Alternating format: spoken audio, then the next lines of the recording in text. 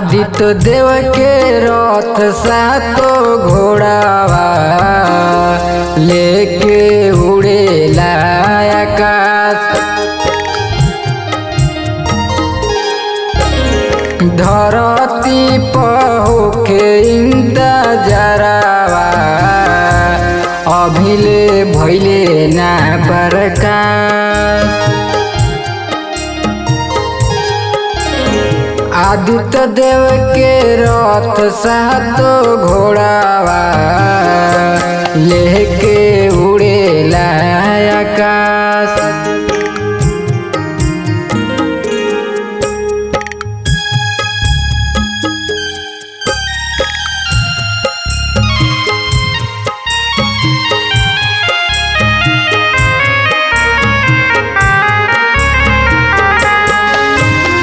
घटिया पे आई तिवई जल बीच भैली करत इंतजार डुबकी सैकड़ों लगैली।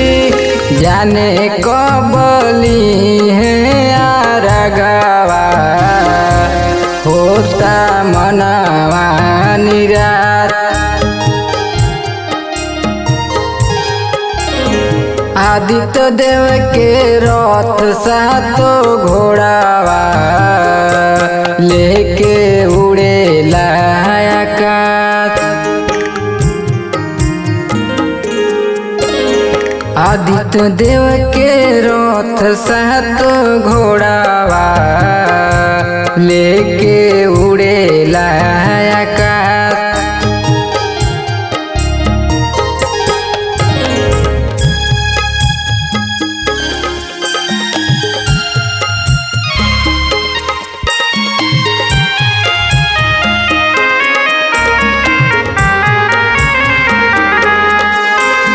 घटिया पे आई तिवई जल बीच भैली करत इंतजार डुबकी सैकड़ों लगैली।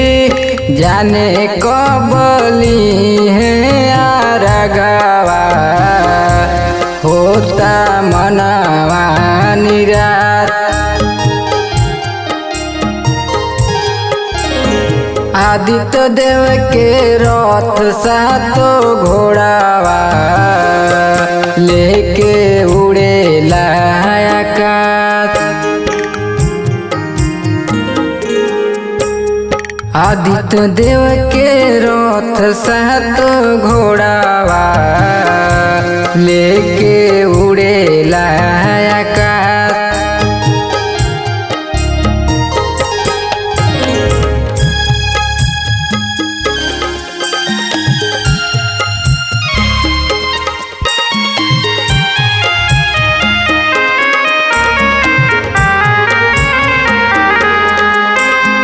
आसरा के दिया ना जरा के बानी खाड़ जी अखिलेश सूर्य हो तबाड़े निसहार जी।